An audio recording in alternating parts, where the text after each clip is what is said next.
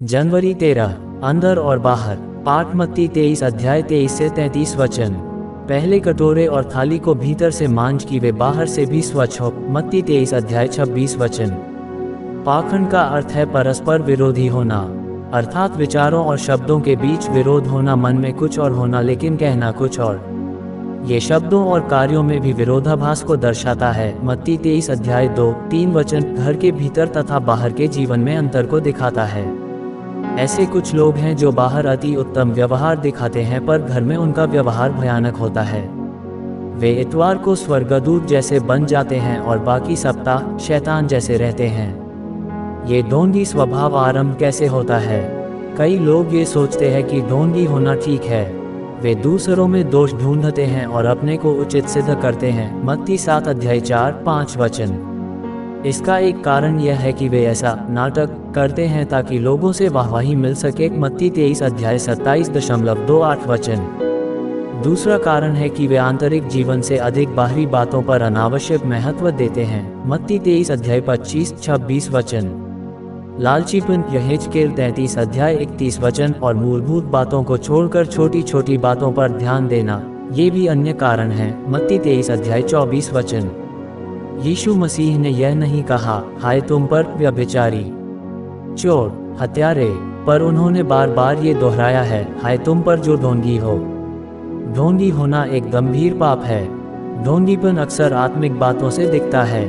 कुछ लोग परमेश्वर की स्तुति तथा आराधना होठों से तो करते हैं पर उनके मन उससे बहुत दूर रहते हैं। मत्ती 15 अध्याय 7 से 9 वचन। वे परमेश्वर का वचन सुनने के लिए उत्सुक तो रहते हैं पर वह क्या कहता है उसे नहीं करते हैं। यहेजकेल 33 अध्याय 31-32 वचन। कुछ लोग तो दूसरों को सिर्फ उपदेश ही देते रहते हैं। रोमियो 2 अध्याय 21 से 23 वचन। भजन संहिता 50 अध्याय 16 वचन। ऐसे लोग धार्मिक कामों में तो बढ़ चढ़कर हिस्सा लेते हैं, जैसे दान देना, लच्छेदार भाषा में प्रार्थना करना और उपवास रखना। मत्ती 6 अध्याय 2-5.16 वचन। ये ढोंगी लोग दूसरों के सामने ऐसा स्वांग भरते हैं कि उनसे अच्छा और कोई नहीं, पर दिल में वे उनके लिए जाल बिछाते हैं। बाइबल हमें ये सिखाती है कि ढोंगी की आशा व खुशी अधिक समय तक बनी नहीं रहेगी और जल्दी नाश होगी। अय्यूब 8 अध्याय 13 से 15 वचन।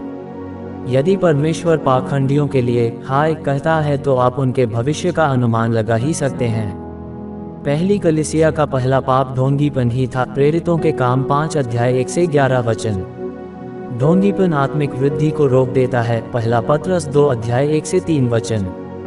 परमेश्वर की संतानों को इसे कभी जगह नहीं देना चाहिए। परमेश्वर हम में से प्रत्येक के विचारों, कार्यों तथा ठिकानों को जानता है। भजन संहिता 139। हमें परमेश्वर के न्याय सिंहासन के सामने खड़े होना है, ये भय हमसे कभी दूर न होने पाए। दूसरा कुरिन्थियों 5 अध्याय 10 से 12 वचन। संपूर्ण प्रकाश प्रकाश नहीं है। एक सज्जन पुरुष के लिए सत्य का प्रकाश ही वास्तविक प्रकाश है।